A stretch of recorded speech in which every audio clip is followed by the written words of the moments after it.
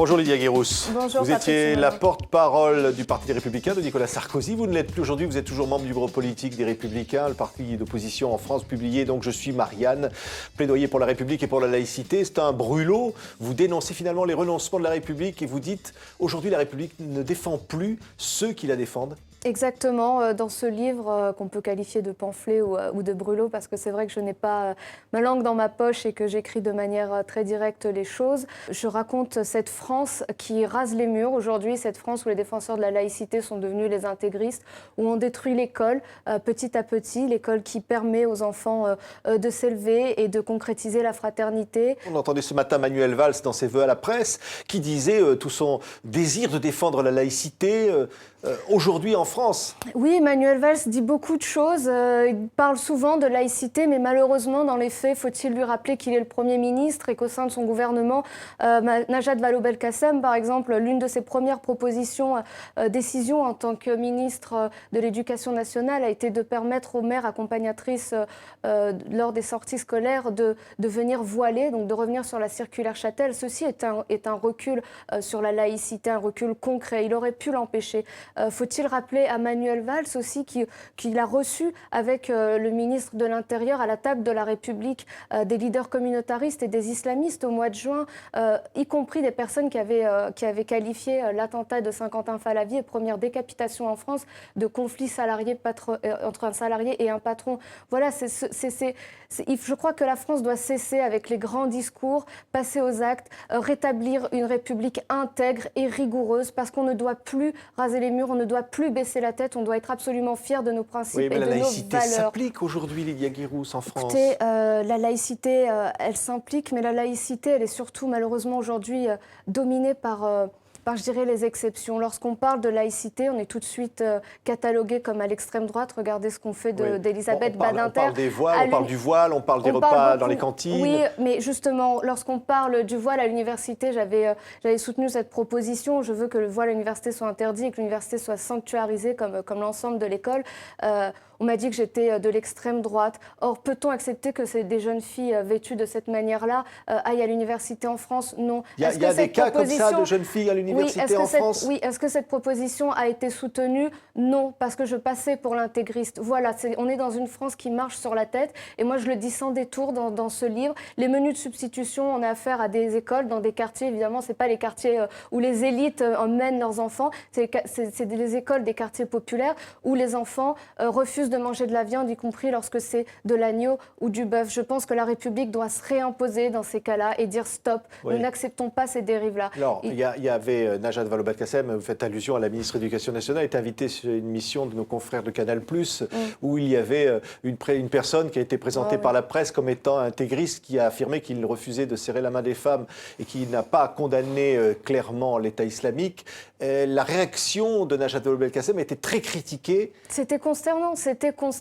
On assiste sur Canal+, dans une émission qui est très regardée par la jeunesse, à une ministre de l'Éducation nationale qui est restée, qui s'est contentée d'un silence face à un homme qui Elle a dit qu'elle ne voulait pas ouvrir justement un dialogue avec cette personne. Non, son devoir en tant que ministre, en tant que représentante de l'État, donc de la République, était de dire très clairement qu'elle condamnait les propos de cet odieux personnage qui a mis de longues minutes et qui a hésité à condamner l'État islamique et surtout qui a dit qu'il était un musulman normal, lui, alors qu'il est un salafiste. Et aujourd'hui, les salafistes ne sont pas des musulmans normaux. Il a même dit qu'il refusait de serrer la main à des femmes. En tant que femme et en tant que représentante du gouvernement, elle se devait de manière très ferme de condamner les propos de cet individu. Elle a manqué à son devoir et je pense que c'est dans la continuité de son action. Najat Vallaud-Belkacem a toujours été très ambiguë sur les questions de laïcité. Alors, on va vous dire, Lydia Guérousse, c'est normal aussi dans les banlieues, c'est normal aussi de vouloir une politique de développement pour finalement favoriser des populations qui aujourd'hui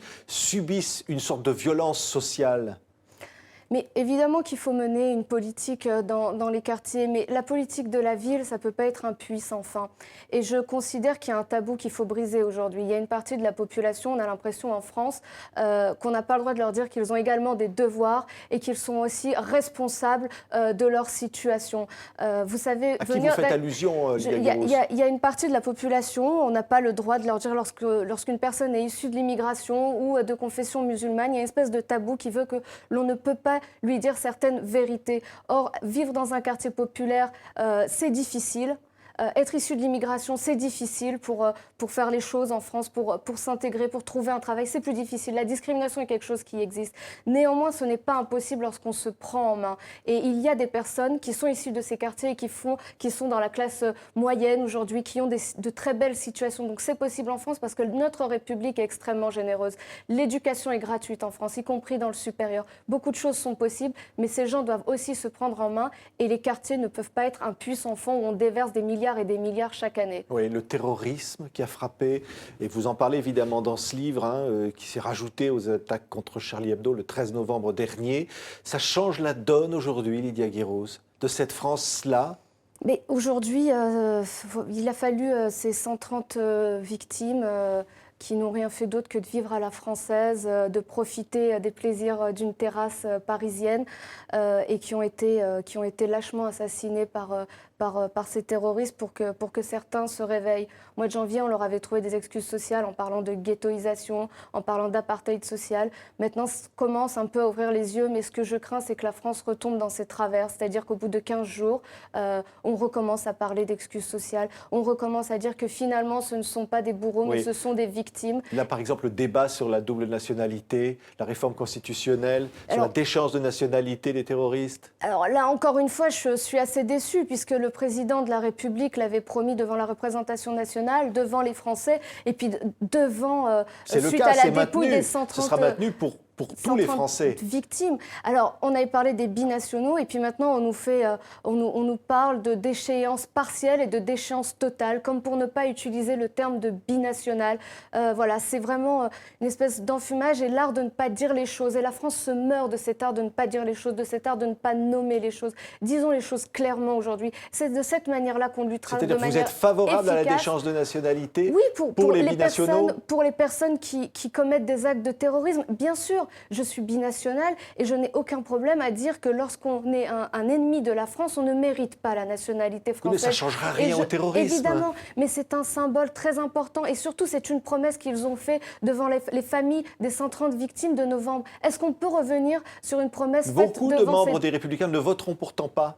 Certains membres ne voteront pas cette décision, mais c'est leur choix. Moi, je pense que ce symbole, certes, ne permettra pas de lutter contre le terrorisme, parce qu'évidemment, un terroriste, il n'en a rien à faire de perdre sa nationalité française, parlons franchement. Néanmoins, c'est un symbole qui peut faire du bien, et c'est quelque chose qu'on a promis devant la famille des 130 victimes, donc nous devons maintenir ce projet. Merci Lydia Guirous. Je suis Marianne, et publié donc chez Grasset, figure déjà dans les meilleures ventes. Merci d'avoir été notre invitée. Merci beaucoup.